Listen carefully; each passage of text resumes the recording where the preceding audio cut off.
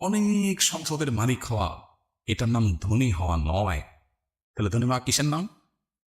ধনী হওয়া হলো মনের দিক থেকে কেউ যদি ধনী হয় সেগুলো হলো মনের ব্যাপার। বিশ্বাস করেন, আমি শপথ করে বলতে পারি, আমাদের বেশিরভাগ মানুষের অভাবটা হলো মনে। অভাবটা কোথায়? মনে। আপনি কেন নিজেকে গরিব মনে করতেছেন? ওর বাড়ি গাড়ি আছে দিকে অনেক সুখী মনে হয়, অনেক বড় লোক মনে হয়, অবশ্যই আপনি অনেক সুখী আছেন। আলহামদুলিল্লাহ, বি রিল্যাক্স, শুক্রিয়া আদায় করেন। শুক্রিয়া আদায় করলে কি হয় না? শুক্রিয়া আদায় করলে মানুষ সুখী হয়। যা হয়েছে আলহামদুলিল্লাহ। ধনী হওয়ার দোয়াও আমল জানাবেন প্লিজ। আপনাদের সবাই দরকার এটা। ধনী হইতে চান না আপনারা? কি আজব কথা, সবাই দরকার? তাহলে বলবো? আচ্ছা ঠিক আছে, মনোযোগ দিয়ে শোনেন কিন্তু, সিরিয়াস ইস্যু করি তোকে।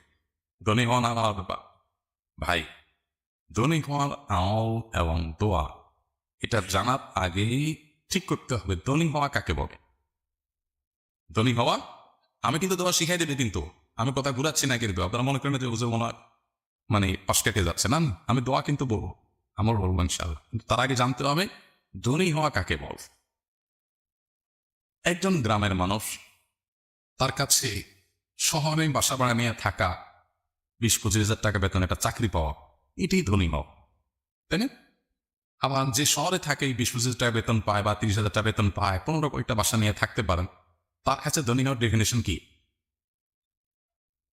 তার কাছে ধনী হওয়ার ডেফিনেশন একটা ফ্ল্যাটের মালিক হওয়া, হ্যাঁ, এবং মাসে 50-60 হাজার টাকা হাতে আসে, এটা তো তার কাছে।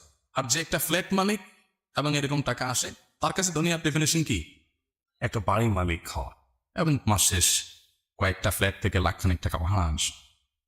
আর যে এইটার মালিক, তার কাছে ধনী হওয়ার ডেফিনেশন কি?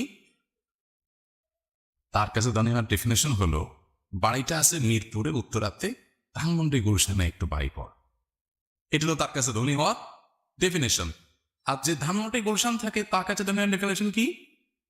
তার কাছে ধনী হওয়ার ডেফিনেশন হলো, সংজ্ঞা হলো দুবাইয়ের পাঁচ জমারাতে একটা ফ্ল্যাট কিনা। আর যে দুবাই পাঁচ জমারাতে ফ্ল্যাটের মালিক এসে, তার কাছে ধনী হওয়ার ডেফিনেশন কি? তার কাছে ধনী হওয়ার ডেফিনেশন হলো চাঁদে নাকি ফ্ল্যাট বুকিং হচ্ছে, ওখানে টাকা জমা দিতে পার, এটা হলো তার কাছে কি? ধনী হওয়ার ডেফিনেশন। তাইলে জিনিসটা কি দাঁড়াইলো?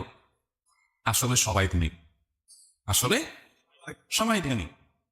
প্রত্যেকে তা উপরের দিকে তাকাইলে মনে হয় আমি কি গরিব, আবার নিচের দিকে তাকাইলে মনে হয় আমি ধনী।